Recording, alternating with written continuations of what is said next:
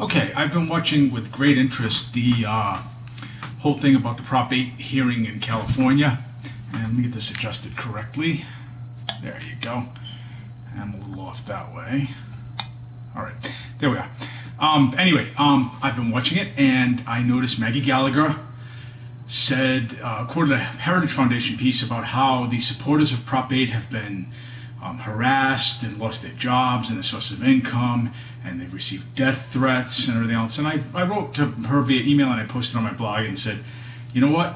And the problem is, Maggie, gay people have gone through the same exact things for pretty much the last 50 plus years, and longer than that actually.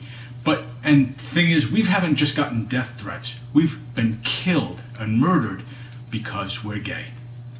And she needs to get over that. The second thing is, to address your concerns about identifying the participants, I noticed Mr. Tam is asking the court to separate from the case. The problem is, Mr. Tam, you have already exposed yourself. We know your name. We know where you live. We know everything about you.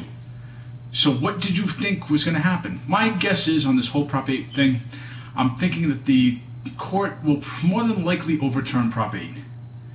And my only worry is if it does end up in the Supreme Court, how that's going to end up there. But hopefully a well-placed heart attack or two in the Supreme Court would solve that problem right away. But that's my thoughts on the whole thing.